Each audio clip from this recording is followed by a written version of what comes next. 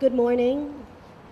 I'm Representative Corinne Ching of the Liliha-Nu'uanu area, District 27, and we're here as the Republican Caucus, the Republican Minority Caucus. And the important thing, the number one thing, and the reason we're here is to say that under no circumstances and for no reason should instructional time be cut. I spent 10 years teaching in my district, and there is no reason, and it's just morally wrong, that the children of Hawaii should bear the brunt of the current economic crisis. We know that there is a better way, we know that it can happen, and we'd like to talk about some of the ways we can do it. Thank you. Today we're going to introduce our recommendations and our recommendations for dealing with Furlough Fridays. The first, we did this in 3 points of the 3 don'ts. The number 1 don't is don't let this happen. We are calling formally to all of the people who are involved in reopening the contract to reopen the contract. The HSTA, the Board of Education, the Department of Education, and the governor. And through this, we would be able to use the $2.4 million budget, the DOE's budget, and reallocate some of those expenditures instead of having it being put on the furlough issue. What we're talking about is not having these sacred cow programs and positions and allowing for the first priority to make sure that these kids get an education and not have furlough days on instruction time. I would like to introduce a comparison. Many of the charter schools, you understand how charter schools work. They're a public school education system, and they have local control. But the most important thing that they have is the ability to have control over their own money.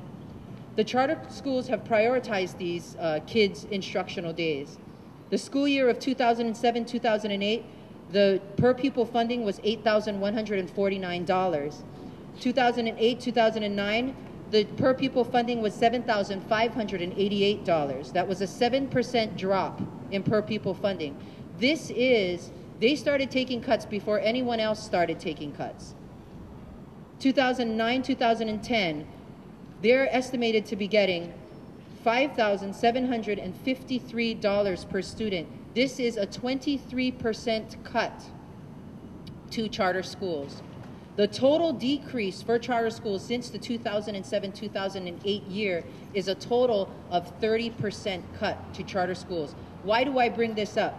Because despite having larger cuts, a majority of charter schools will not have any furlough days. They will not have any cuts in instructional days to kids.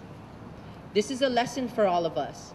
With the $2.4 billion with a B, $2.4 billion, we can reprioritize to make sure that kids have the instructional time that that's needed. Our second point is don't settle for less. The second don't is don't settle for less. And I'd like to introduce Representative Barbara Marumoto. In case we don't get back to the table to renegotiate the contract, the parents are looking for an immediate solution to getting their kids back to school. And I don't think we should settle for less. I think we should request reinstatement of all 17 furlough days. That's a tall order, but it's doable. I think we should look at exchanging non-teaching days for school days, and we might pick up a few more teaching days that way. We should exchange some holidays for school days, and perhaps this is, we'll gain more school days. Representative Takumi said that teachers might want to give up another 1% in pay cuts. And so in whatever way possible, we feel that requesting waivers of the DOE may be the fastest way to help the students out. SCC, school community councils, are applying for waivers to the Department of Education. They may do so until November 13th. Hopefully they will be granted with the acquiescence of the HSTA, and then individual schools will see some relief and some teaching days. But don't settle for less.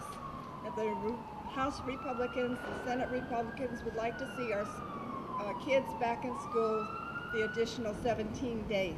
Thank you. And our third point is don't forget. Support our Kids Act 2010.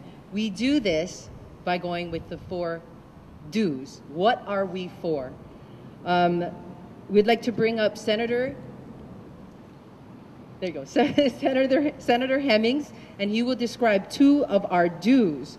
One is the executive department, the DOE under the executive department, and the second is auditing the DOE. The good news is that there are solutions, and I think Senate and House Republicans are outlining doable solutions to the problems with our children not going to school on Fridays. The bad news is that the unholy alliance of the DOE, the BOE, and union leaders, not rank and file teachers, are literally holding our children hostage for their special agenda. Under the solutions, there's 2 that I think are especially important. One is restructuring the public education so it's more directly accountable to the people, and that is through reinstituting that being a cabinet position in the executive branch of government. I was in this Senate when we had an unprecedented joint session of the legislature in 2004 when the current head of the DOE promised us, give us the money, give us the responsibility, and we'll fix education. Well, we gave them the money, and we gave them the responsibility, and we've been stagnating in the 4 years since. The second solution over the long haul is to audit the DOE. It's the only branch of government that has not had a major managerial audit in over 25 years. 1973 was the last. They've got a lot of lame excuses, including the fact that we get audited financially every year. Well, they do, and that's a financial audit. That's just to make sure their book's balanced. But we don't know where the money's going and how it's being spent.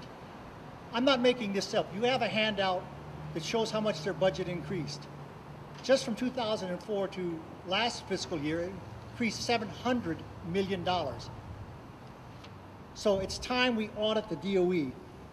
I do want to let the people of Hawaii know that our children are capable of getting a good education in the public education system. We do spend, on an average, more than most other jurisdictions in the nation, about $12,000 per child. Public school enrollment's been going down while chartered school and private school enrollment's been going up. There's a reason for that. There's nothing wrong with our children. There's nothing wrong with the teachers in the classroom, but there's something seriously wrong with the system that's like an alcoholic demanding more liquor. We have to stop throwing money at the DOE and not be duped by a system that says, give us more money and we'll do a better job. Because you taxpayers of Hawaii have given the DOE more money, an incredible amount of money.